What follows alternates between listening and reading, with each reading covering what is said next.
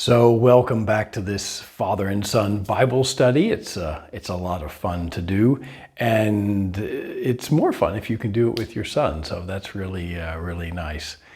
So let's just jump into this.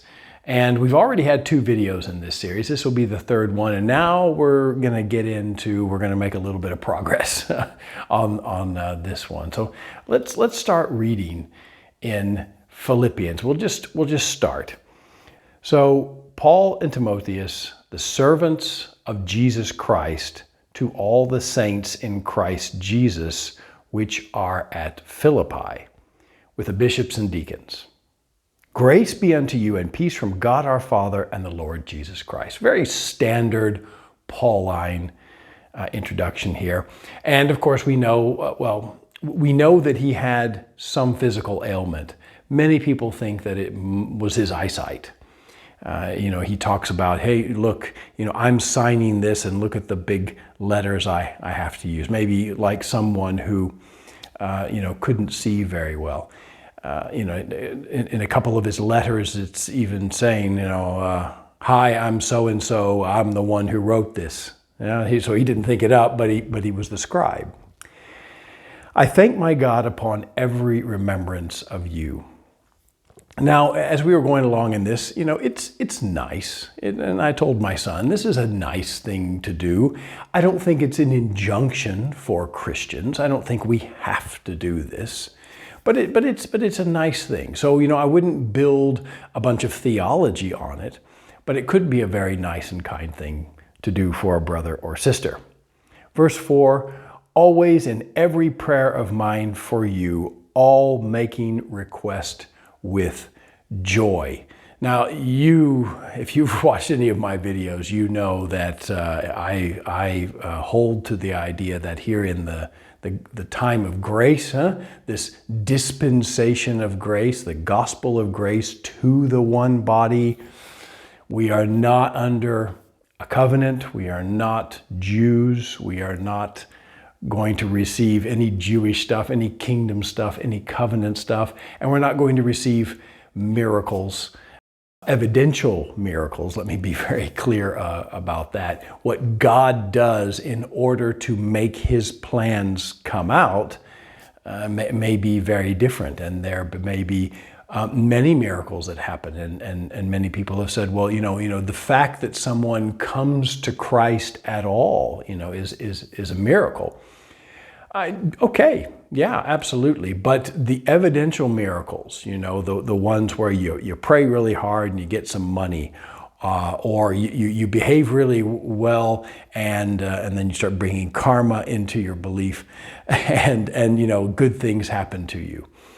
None of that's going to happen. If God may heal you, but I think you would never know. You would never know. Is this the doctors? Is this, just my body heals itself? There's so much we don't know. On the other hand, we're asked to pray. We're asked to put these requests out there. Make your requests known to God. It doesn't say dispensationally parse them out first and then make their request. No, just put out there. Put out what is on your heart. And it does ask that we watch. And watch and see what happens in the world around us. So there's something in prayer. There's an injunction there for us to pray. We need to pray. It brings us to the Father. It brings us into the presence of God. And there may be so much more to prayer than we know. There may be so much more effect on what happens than we know. But evidential miracles, the things that were shown or worked to show that God is who he says he is, or God is making the promise, or Jesus is who he says he is, all of those, clearly these disappeared in the Bible. And we will see them come back. Toward the second coming, we will start to see these things come back. We will see great evidential miracles, but not now. So that's kind of the discussion that we had. It's a rather long discussion for just a verse 4, but pray and put your requests in there, And don't expect things to pop up, and don't expect a tax refund check because, ooh, you need some money.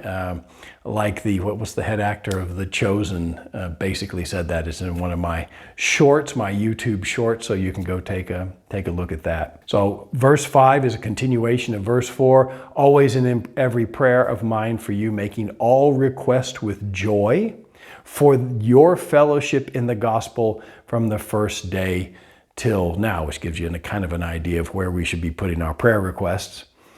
Verse 6, being confident of this very thing, that he which hath begun a good work in you will perform it until the day of Jesus Christ.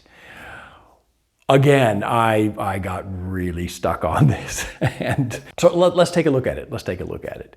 Being confident of this very thing. Which very thing are we going to be confident of?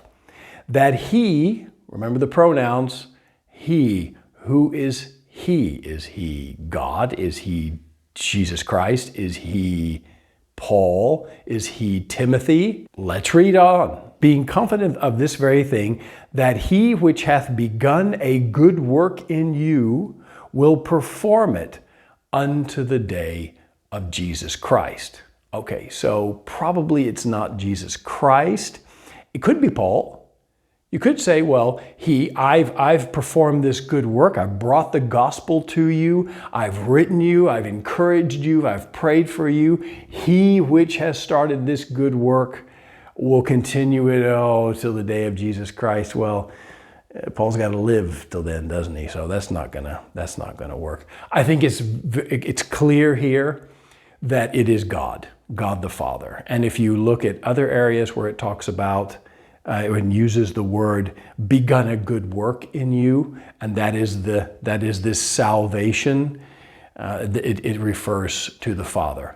I stop here and I say all this though because here is a pronoun, and if you focus on the pronouns, you'll get a much better idea of what's going on. So God the Father is making this good work.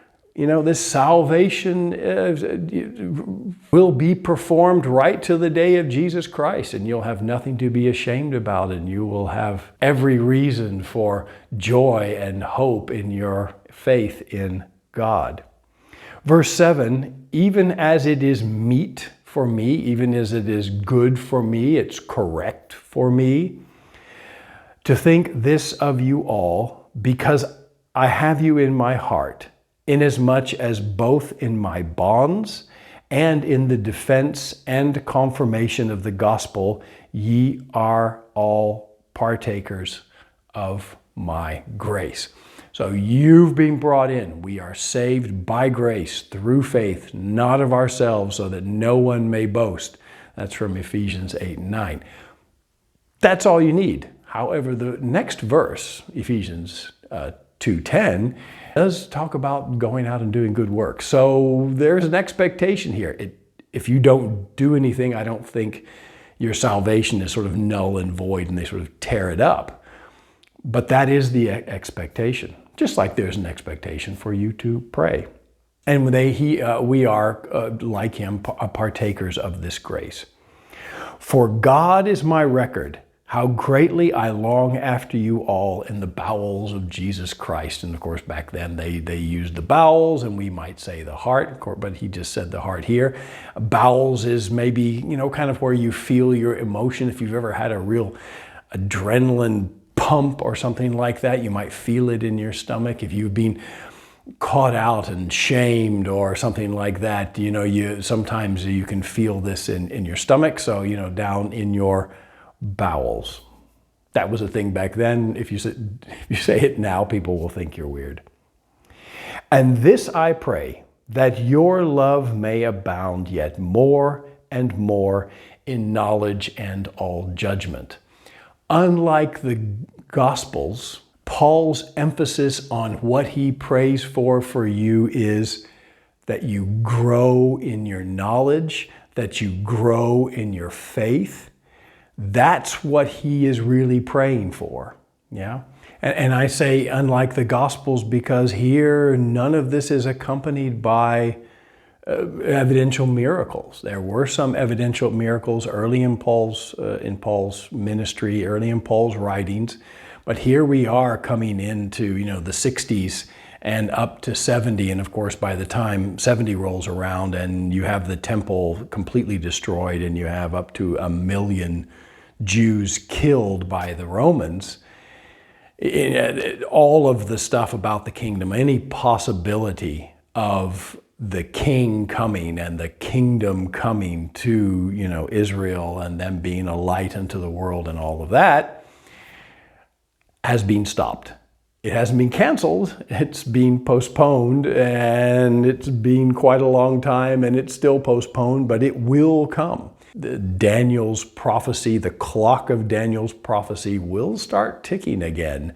And that's when you'll also start to see evidentiary miracles and those kind of things. But for the moment, we've got this sort of breathing space where you aren't punished for being a jerk, but you're not magically rewarded.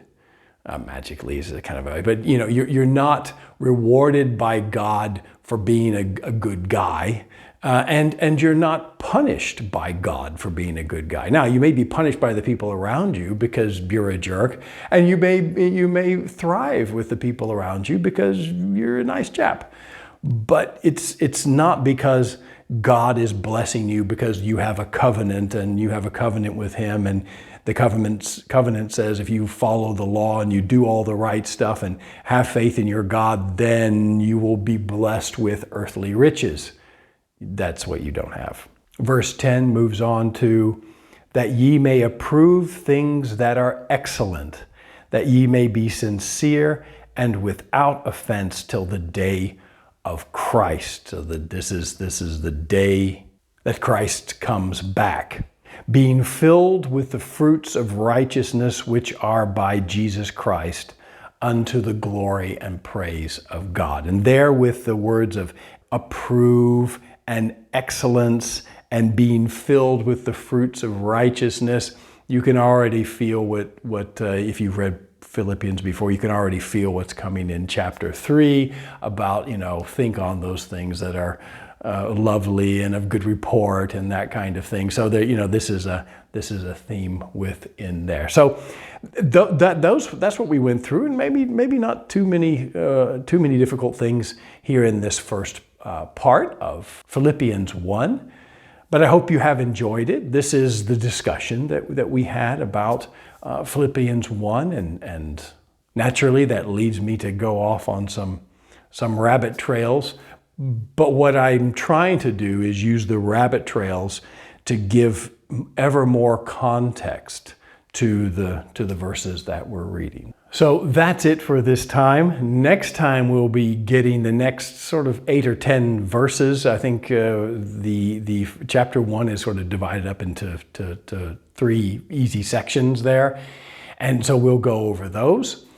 And we'll keep in mind what we talked about in the first couple of videos in this series. He's been there before, that we've got 2 groups. He's referring to saints on the one hand, and it doesn't look like you're a saint. And does this difference between these two make a difference in what we're reading? I think until now, it just seems like he is sending his encouragements to the believers in Philippi. And I don't see really any distinction here between Jews and Gentiles or saints and brothers or anything like that. So we'll keep that in mind. We'll keep the pronouns in mind, and we're going to go through, every verse with a fine-tooth comb, make sure that we understand everything that we're reading in context.